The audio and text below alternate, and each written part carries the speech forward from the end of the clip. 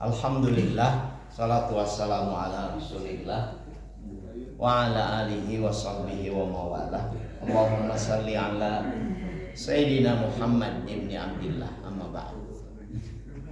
Jamaah subuh yang Allah muliakan, alhamdulillah kita bersyukur pada Allah Subhanahu wa taala. Allah berkenan mempertemukan kita di tempat yang penuh dengan keberkahan, aktivitas sholat subuh berjamaah. Mudah-mudahan aktivitas sholat subuh berjamaah ini bisa kita jaga sampai akhir hayat kita. Mudah-mudahan lagi diteruskan oleh anak, menantu, cucu sampai cicit kita. Dan ngaji kita ini ngaji kedua tentang ridho, puncak perjalanan menuju Allah Subhanahu wa taala. Bagian kedua.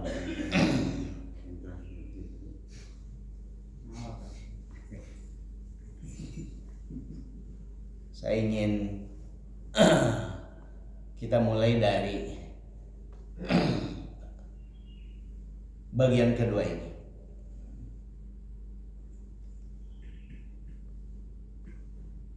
Nah, ini malah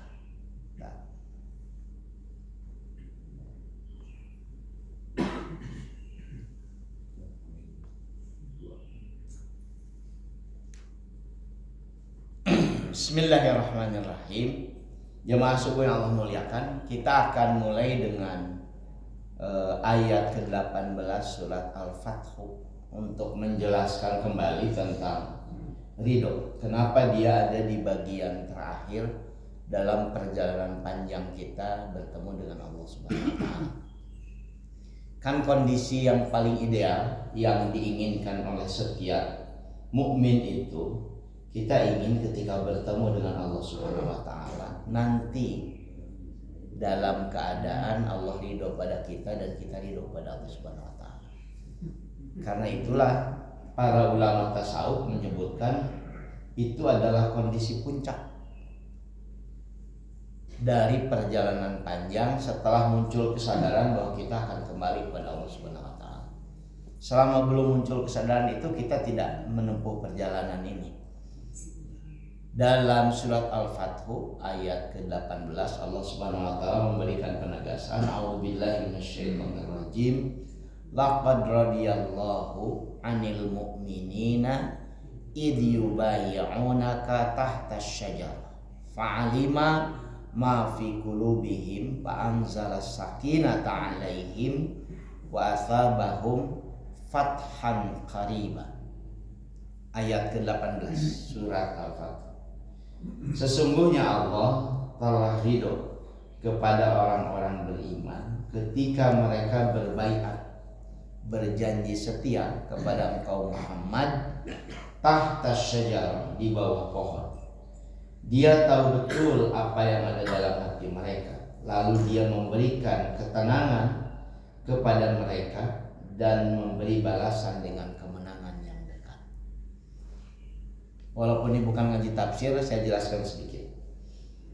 Sebelum Nabi SAW memutuskan untuk bermigrasi ke Madinah, beliau mengalami tekanan yang luar biasa. Setelah istrinya meninggal dunia, pamannya meninggal dunia, itu orang-orang musyrikin Makkah itu seolah-olah menjadi kompak untuk menyakiti Nabi secara terang-terangan. Sampai Nabi kemudian melakukan perjalanan mencari alternatif untuk kemudian tidak lagi di Makkah, yaitu menuju Taif. Sekarang menjadi destinasi wisata yang paling favorit bagi jemaah umroh. Daerah Taif itu karena wilayahnya ya rada mirip dengan Lembang, favorit itu banyak sekali jemaah umroh yang bahkan sudah barangkali sudah menjadi destinasi wajib sekarang. Tiap program umroh itu dari Makkah itu atau dari Madinah itu akan menuju ke Taif.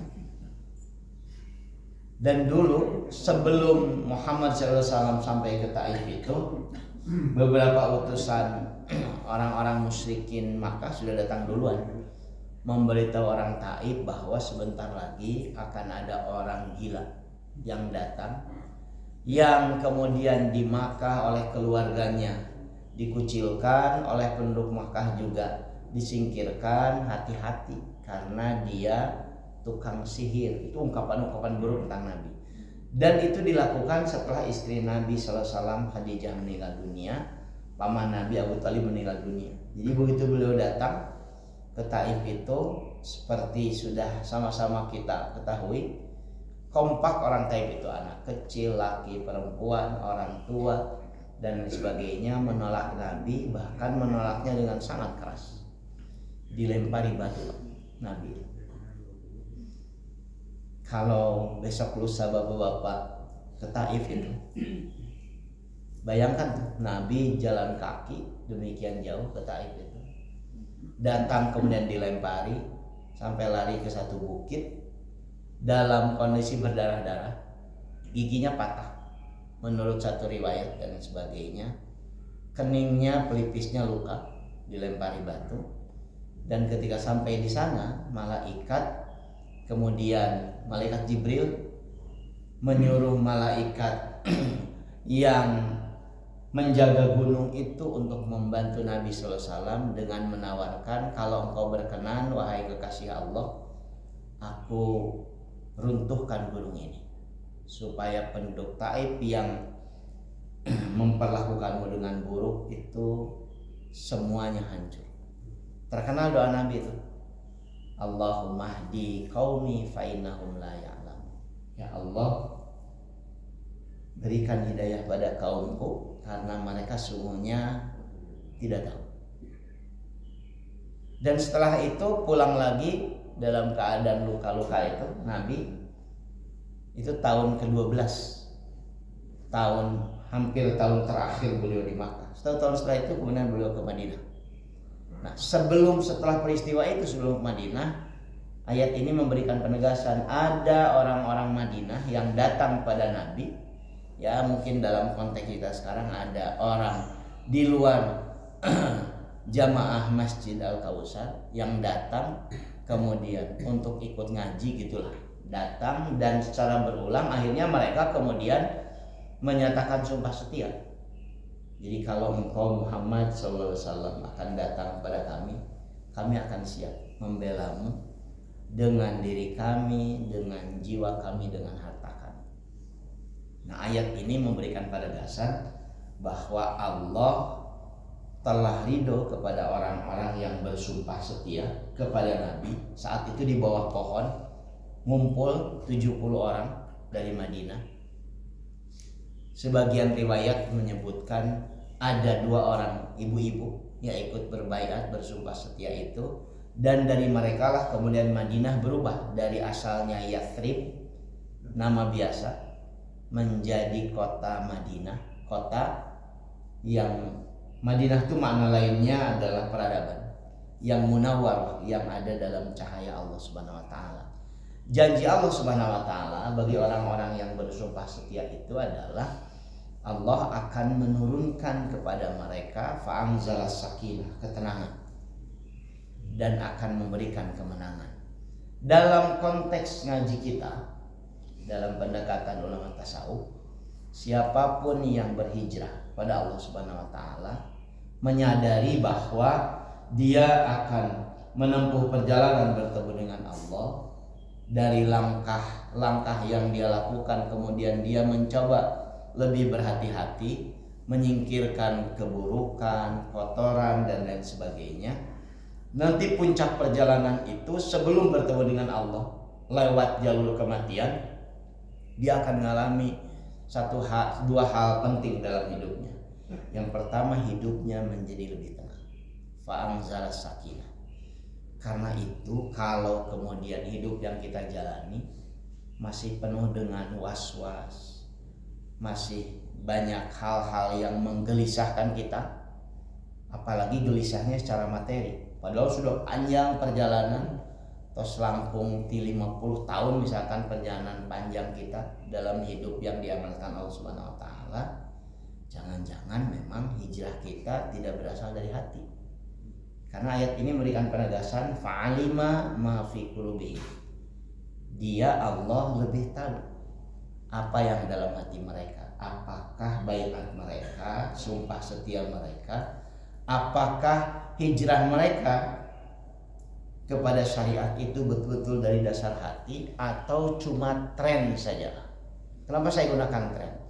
Karena beragama kalau sudah dalam praktek kehidupan itu bisa menjadi tren. Misalkan itu ya, yang bapak-bapak bisa menyaksikan tren berbusana muslimah. Itu betul-betul secara budaya itu jadi tren luar biasa. Kenapa tren? Ya sekarang kan umumnya orang harus pakai jilbab, harus pakai kerudung, sehingga kalau nggak pakai kerudung tuh malu. Dan apa yang terjadi karena tren? Ya tidak ada perubahan mendasar dalam gaya hidupnya, cuma berubah pakai kerudung saja. Saya tidak sedang menyebutkan yang pakai kerudung buruk, tapi ada tren yang kemudian membuat orang tuh jadi berkerudung secara mayoritas dan lain sebagainya. Tapi tidak ada perubahan secara substansi dalam perilaku, dalam aktivitas keseharian dan lain sebagainya. Kalau baiatnya dalam tanda kutip betul-betul pada Allah itu sebagai kesadaran, maka dia akan mendapatkan ketenangan. Hidupnya jauh lebih tenang. Bagi kita ya tinggal melakukan evaluasi saja. Apakah makin berikhtiar untuk dekat dengan syariat itu makin membuat hidup kita tenang, atau justru makin menggelisahkan dan lain sebagainya. Dan yang kedua, Allah akan memberikan kemenangan yang dekat, fathan qariba pada Nabi. Jadi setelah peristiwa baiat ini, Nabi kemudian ke Madinah, dan hitungannya dekat itu kalau dalam hitungan tarikh Rasulullah SAW itu 10 tahun kemudian beliau datang lagi ke Makkah sebagai pemenang. Dari orang buangan, dihina, dicaci maki, bahkan sempat akan dibunuh, beliau datang lagi dalam keadaan sebagai pemenang. Mayoritas orang Makkah itu takluk tanpa melakukan perlawanan secara umum ya, kecuali sebagian kecil orang dan lain sebagainya. Allah akan berikan kemenangan yang dekat. Insya Allah bagi orang-orang yang menempuh perjalanan dengan sungguh-sungguh untuk bertemu dengan Allah Subhanahu wa taala, Allah akan berikan ketenangan, dan yang kedua Allah akan berikan kemenangan. Apa bentuknya wallahu a'lam. Tapi tafsiran para ulama tasawuf yang disebut dengan fathan qariba, kemenangan yang dekat itu diantaranya adalah bertemu Allah dalam keadaan Allah ridho dan kita ridho. Sampai hari ini kan minggu lalu saya sampaikan, belum tentu itu diantara kita ada yang ingin segera bertemu dengan Allah. Abdi ridho Pak Ustaz, Pak Gusti, tapi ulah ayeuna, kan gitu ya. Artinya belum tentu. Padahal keridhaan itu salah satunya akan memunculkan kerinduan bertemu dengan Allah Subhanahu wa taala. Mungkin kita sering mendengar atau mungkin menyaksikan ada orang-orang yang meninggal itu secara fisik itu menakutkan dari meninggal. Tapi kalau melihat bagaimana aktivitas yang dilakukan dalam rentang waktu panjang kita bertemu dan mengenal yang bersangkutan, nampaknya bahagia betul dengan kematian itu. Saya bahkan pernah ngurus satu jenazah yang meninggalnya tuh senyum. Si jenazah itu walaupun tidak sangat mencolok, wangi. Kalau ngurus tuh kan sangat dekat gitu ya, kita gendong bolak-balik, wangi jenazah itu, bersih tanpa kotoran sedikit. Jadi kita mandikan ya hanya memandikan saja, dibersihkan itu bersih, sudah bersih dan sebagainya. Senyum seolah-olah dia sedang bertemu dengan yang dia rindukan. Dan kadang-kadang kematiannya secara fisik menakutkan. Mungkin kematiannya karena kecelakaan, mungkin kematiannya karena pembunuhan dan lain sebagainya. Boleh jadi yang bersangkutan bertemu dengan kemenangan yang dekat seperti disebutkan ayat ini. Ini bagian awal yang saya sampaikan. Karena itulah kemudian jamaah subuh yang Allah muliakan, ridho itu disebut sebagai posisi puncak, posisi terakhir. Kalau Anda menempuh perjalanan dan perjalanan itu tidak datar, maka ridho itu ada di puncak. Kalau naik gunung ya puncaknya. Karena setelah itu selesai, tidak ada lagi pencapaian setelah sampai puncak itu. Tingkatan tertinggi dalam perjalanan spiritual menuju Tuhan. Dan menurut para ulama tasawuf, ini tulisan yang saya ini kan dari Suhrawardi, seorang ulama besar dalam bidang tasawuf. Ridho itu buah dari mahabbah, buah dari cinta, puncak kecintaan. Kenapa? Karena orang-orang yang menjadi pencinta Allah Subhanahu wa taala, pecinta itu biasanya itu akan menerima apapun yang dilakukan yang dicintainya. Apapun yang dilakukan yang dicintainya, dia terima tanpa merasa keberatan. Bahkan ketika kita menyaksikan orang jatuh cinta itu pun bisa melakukan hal-hal yang kadang-kadang tidak dipahami oleh nalar. Orang yang tadinya biasa-biasa jadi puitis gitu ya. Jadi bisa nyiun puisi dan lain sebagainya. Yang barangasan, yang emosional bisa berubah jadi lembut karena tuntutan yang dicintainya. Dan bagi ulama tasawuf, mahabbah kepada Allah itu ya puncak kecintaan. Kenapa? Karena yang dicintainya adalah Allah yang maha agung, yang pasti melindungi para pecintanya. Saya lupa nih harus menjawab pertanyaan. Kemarin ditanya, lupa karena Sabtu kemarin setelah selesai ditanya tentang tasawuf. Saya khawatir dipahaminya keliru. Saya jawab pertanyaan dari slide ini. Bahwa apa yang Allah muliakan, kenapa saya nyampaikan kuliah tasawuf di tahun ini? Ketika Jibril alaihissalam datang pada Nabi SAW dan keadaan begini, Nabi sedang ngumpul dengan ratusan sahabat di masjid. Tiba-tiba datang seorang laki-laki berbaju putih sangat bersih, tidak nampak ada debu yang nempel sedikit pun, rambutnya sangat hitam, tapi tidak ada seorang pun yang kenal. Dan tiba-tiba Jibril itu datang nyelonong ke tengah-tengah, duduk berhadapan dengan Nabi sampai lututnya itu beradu dengan lutut Nabi. Dalam satu pemaknaan, wa doa yadahi ala fakhidaihi, dia letakkan kedua tangannya itu di lutut Nabi untuk menunjukkan dekatnya. Dan kemudian Jibril dalam sosok manusia itu nanya kepada Nabi seperti ini, akhbirni anil Islam, wahai Muhammad, kabarkan kepadaku tentang Islam. Nabi menjawabnya dengan rukun Islam yang 5, dari mulai syahadat sampai kemudian haji. Dan setelah Nabi menjawab, Jibril itu kemudian membenarkan jawaban Nabi. Sadaqta, engkau benar. Sampai Umar bin Khattab yang meriwayatkan hadis itu menyebutkan ini orang sedang ngetes, nanya tapi kemudian dia membenarkan. Setelah itu kemudian Jibril nanya tentang iman. Wa akhbirni anil iman, kabarkan kepadaku tentang iman. Nabi menjawabnya dengan menyebutkan 6 rukun iman. Dari mulai iman kepada Allah sampai iman kepada takdir. Dan selesai menjawab, si penanya itu membenarkan lagi, engkau benar. Dan yang ketiga, Jibril bertanya tentang ihsan. Wa akhbirni anil ihsan, kabarkan kepadaku tentang ihsan. Kata Nabi SAW, ihsan itu adalah engkau beribadah, engkau menyembah Allah seolah-olah engkau sedang menyaksikannya. Dan kalau engkau tidak menyaksikannya, ketahuilah bahwa dia menyaksikan. Anta budallah ka'annaka tarah fa illam takun tarah fa innahu yar. Dan Nabi setelah menjawab dibenarkan oleh Jibril. Dan kemudian si penanya nanya tentang kiamat. Untuk kiamatnya Nabi tidak menjawab seperti yang 3 tadi, tapi menyebutkannya yang bertanya dengan yang ditanya tidak lebih tahu. Dijelaskan cirinya. Setelah itu kemudian keluar laki-laki itu, dilihat oleh semua sahabat dan kemudian menghilang. Artinya dilihat, nggak tahu di mana rumahnya. Setelah saya tidak ada. Kemudian Nabi menyebutkan huwa Jibril atakum yu'allimakum dinikum. Dialah Jibril yang datang pada kalian mengajarkan agama kalian. Hadis itu sahih, dimuat dalam banyak kitab hadis. Salah satu yang paling mudah diakses dalam Arba'in An-Nawawiyah.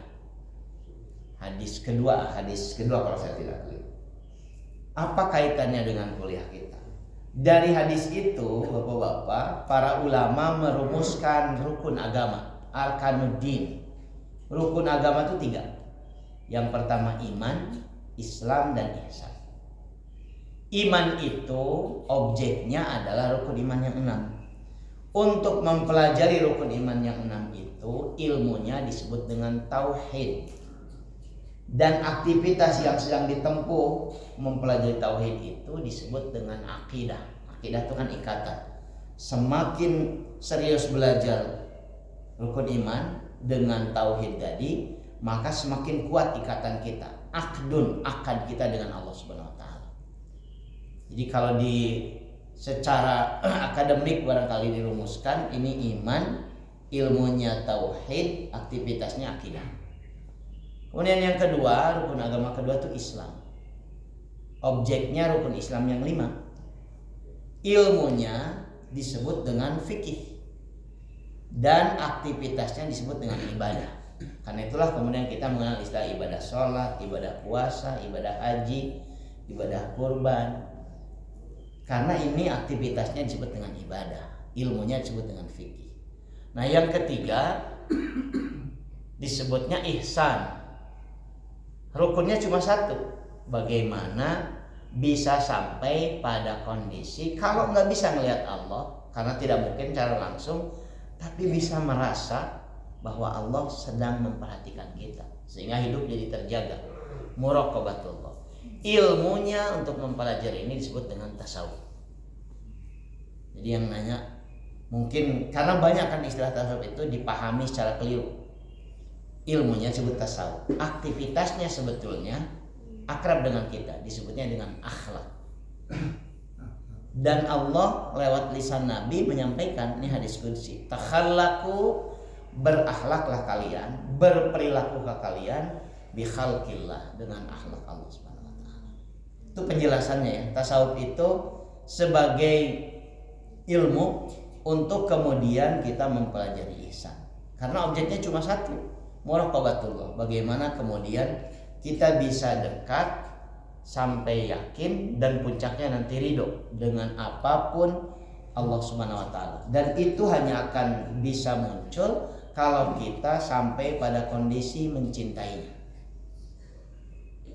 Jamaah yang Allah muliakan, saya lanjutkan dengan hadis qudsi yang sangat terkenal, sangat masyhur di kalangan para pengamal tasawuf. Saya nuliskannya dengan tulisan Latin. Man lam yardha biqada'i wa lam yasbir ala bala'i falyaltamis rabban siwaya. Siapapun yang tidak ridho terhadap ketetapanku, pasti dia tidak akan bersabar dengan ujian dariku, dan kalau dia tidak bisa bersabar dengan ujian dariku, falyaltamis, biarlah dia cari Rabban siwaya, Tuhan selain aku. Apa yang ingin disampaikan dalam hadis ini, jemaah sekalian? Ridho itu adalah puncak dari keyakinan kita kepada Allah Subhanahu wa taala, sehingga kita bisa menerima apapun yang diputuskan oleh Allah Subhanahu wa taala dalam hidup yang kita jalani. Kadang-kadang ketemu dengan hal-hal tidak menyenangkan, menyakitkan, tapi terpaksa diterima. Kata Rabi'ah Al-Adawiyah, engkau itu sudah masuk dalam ridho kalau bisa bergembira dengan musibah yang diterima. Ini kan rada susah dipahami. Seseorang, kata Rabi'ah Al-Adawiyah, masuk dalam kategori ridho kalau dia gembira dengan musibah yang diterimanya. Musibah itu kan pasti menyedihkan, tapi kalau orang bisa bergembira, itu kata Rabi'ah, itu artinya ridho. Kita akan sulit menerima musibah, lama sekali baru bisa menerima. Nanti dalam ungkapan yang lain kata Rabi'ah Adawiyah, Kalau kebahagiaan, kalau kesenangan membahagiakan dan kalau musibah membahagiakan, itu artinya engkau sudah ridho. Jadi kalau antara musibah dengan kesenangan kadar kebahagiaannya sama, itu sudah ridho. Ini sampai hari ini saya susah untuk sampai pada kondisi itu.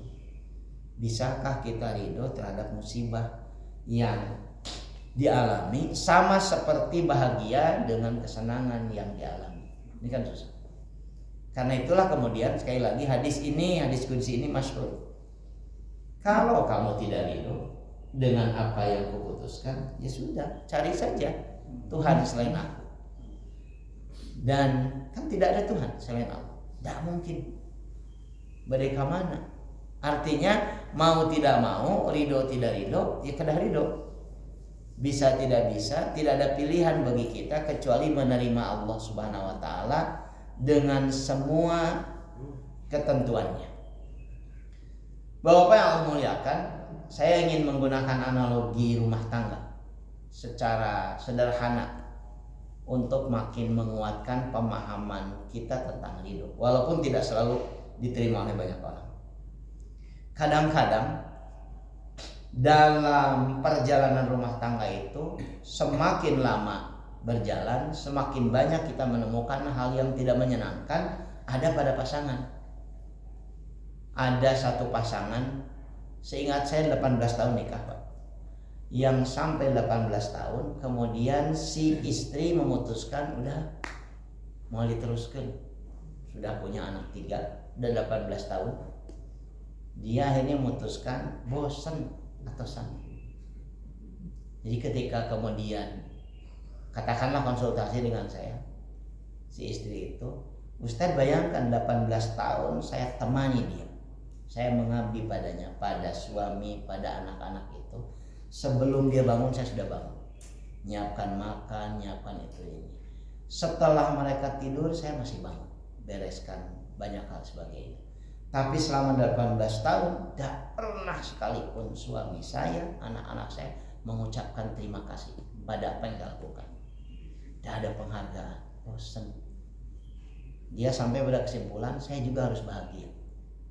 Aduh, cuma 18 tahun ribut, tidak pernah bahagia. Kadang-kadang seperti itu kan lebay dipahaminya, tapi itu mungkin yang terjadi dan sebagainya. Dia sampai pada kategori bosan, tidak pernah mengucapkan terima kasih suaminya, anak-anaknya nggak pernah, dan lain sebagainya.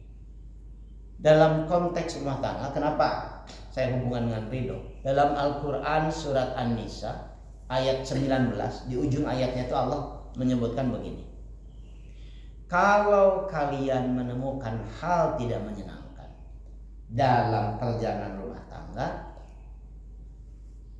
wa yaj'alallahu bihi khairan katsir, boleh jadi dari hal yang tidak menyenangkan kamu itu Allah menjadikan padanya kebaikan yang banyak.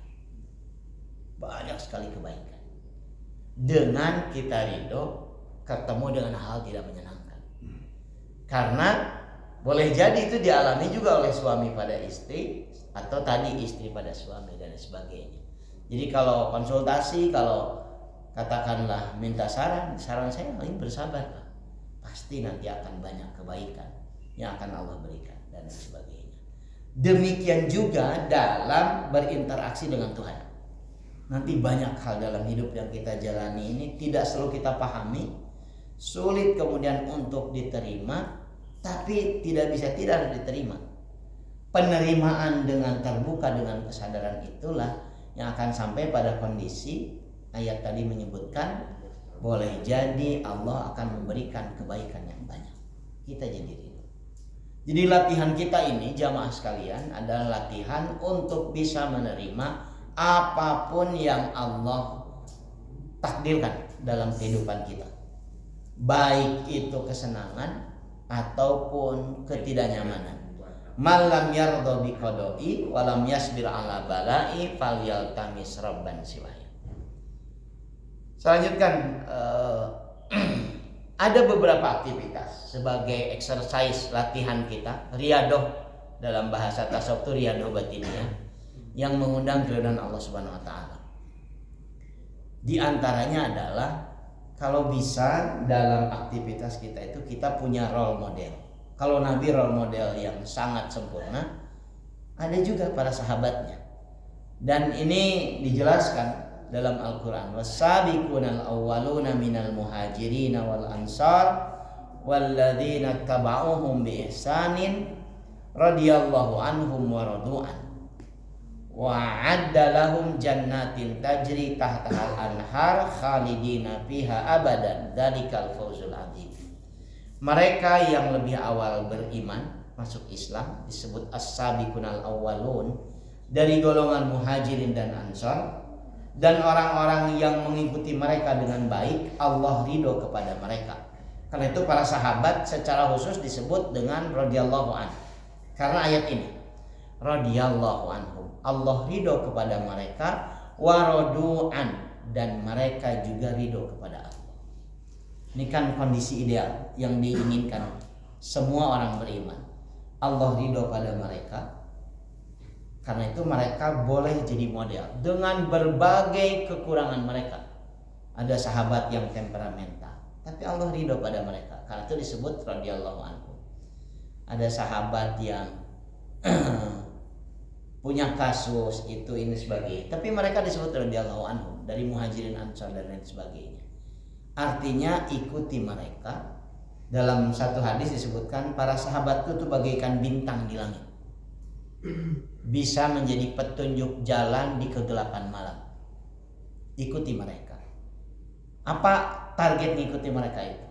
Kita ngikuti orang-orang yang sudah sampai pada puncak perjalanan hidup, bertemu dengan Allah Subhanahu wa taala, sehingga Allah berikan gelar mereka radhiyallahu anhu. Dan kita juga bisa melihat bahwa mereka walaupun sama, belajar dari sumber yang sama, dibimbing oleh sumber yang sama, dalam prakteknya mereka bisa berbeda-beda. Saya kutipkan misalkan ya satu hal yang berbeda. Abu Hurairah radhiyallahu an, periwayat hadis terbanyak itu, yang sehari-harinya tinggal di Masjid Nabawi, kerjanya ngikutin Nabi kemana-mana, makannya juga dari Nabi dan lain sebagainya, sehari-hari di masjid. Kalau sekarang barangkali marbot lah dan sebagainya. Itu kalau baca Quran setelah selesai membaca tahun, a'udzubillahi minasyaitonirrajim. Sementara sahabat yang lain kalau baca Quran itu memulainya dengan tahun. Jadi kalau ada yang baca Quran tahunnya terakhir, itu seperti Abu Hurairah. Karena alasannya kata Abu Hurairah, idza qara'tal Qur'ana fasta'in billahi minasyaitonirrajim. Apabila engkau baca Al-Quran, sementara qara'ta itu fi'il madi, artinya perbuatan yang sudah terjadi. Kalau engkau setelah baca Quran, berlindunglah kepada Allah dari. Nanti juga ada dalam aktivitas wudu atau yang relatif mudah. Ini implikasinya pada fikih, dalam gerak telunjuk ketika sedang tasyahud dan lain sebagainya. Itu sahabat bisa berbeda-beda karena mereka mencontoh pada Nabi, yang kemudian sudut pandang mereka menyimpulkan seperti itulah dan lain sebagainya. Artinya sekali lagi, dengan mencontoh para sahabat, aktivitas yang mengundang keridhaan Allah Subhanahu wa taala, walaupun berbeda-beda sebagian praktek beragamanya, kita sedang menempuh perjalanan yang sama dan insya Allah sampai kepada tujuan yang sama. Ini surat At-Taubah ayat 100. Kemudian oleh sahabat Abu Hurairah disebutkan, yang kedua, mengikuti Nabi itu Allah ridho terhadap kalian pada 3 hal. Ini saya salah nulis Arab, redaksi Arabnya ada yang salah nulis. Dan Allah murka kepada kalian 3 hal. Yang pertama, beribadahlah tanpa kemusyrikan. Allah ridho pada orang yang tidak melakukan kemusyrikan. Yang kedua, berpegang teguhlah, jangan berpecah belah. Karena itu orang-orang yang senang mengembangkan perpecahan itu jauh dari keridhaan Allah Subhanahu wa taala. Yang ketiga, kemudian saling menasihati seperti aktivitas yang sedang kita lakukan.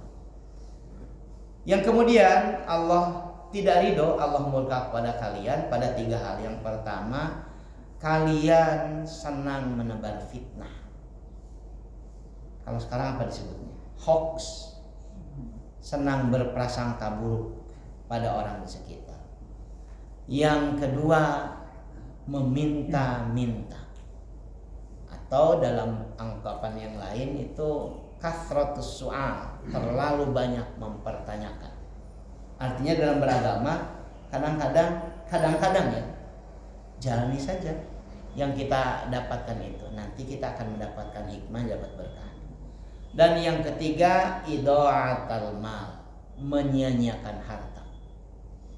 Sekarang ini sudah sampai orang pada satu puncak peradaban yang buruk ya, yaitu menyia-nyiakan harta. Saya bisa menyaksikan, ya Allah, ratusan juta bahkan mungkin miliaran uang itu dibuang hanya untuk gaya, hanya untuk terlihat keren. Orang beli ya tas lah misalkan, yang dipakainya mungkin cuma sebulan sekali, harganya sampai 3 miliar, 5 miliar. Walaupun boleh saja. Saya sampai hari ini memahami asal lebah gitu ya.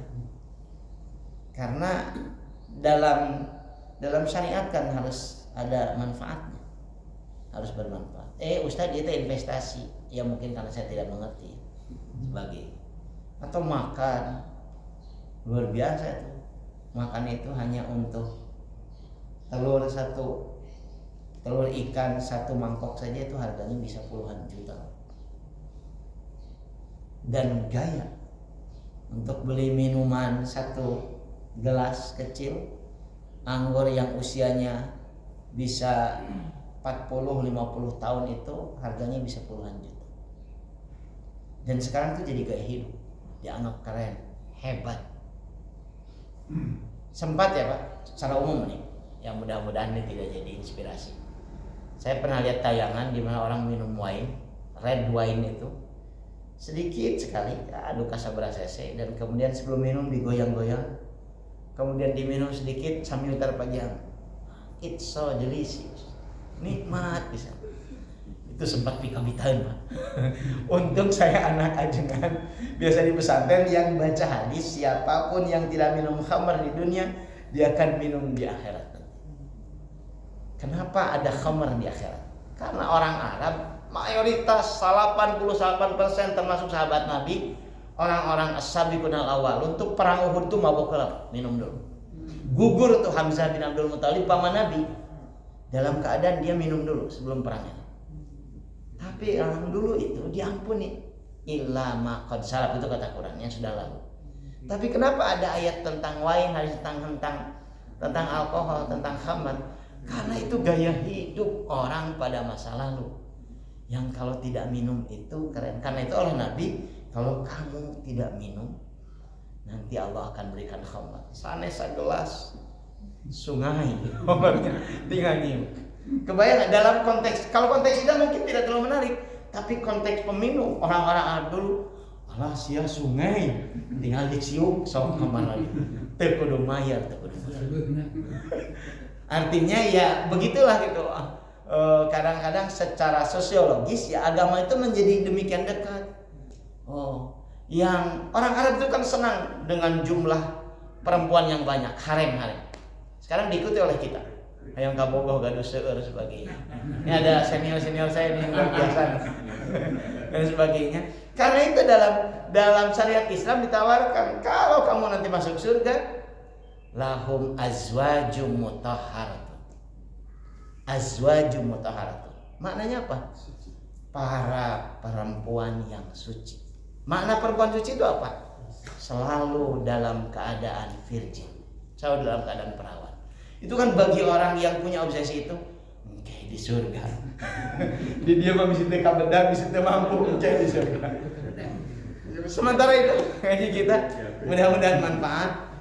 Insya Allah kita ketemu lagi di minggu depan. Subhanakallahumma bihamdika asyhadu an la ilaha illa anta astaghfiruka wa atubu ilaik. Aqulu qouli hadza astaghfirullaha wa lakum. Assalamualaikum warahmatullahi wabarakatuh.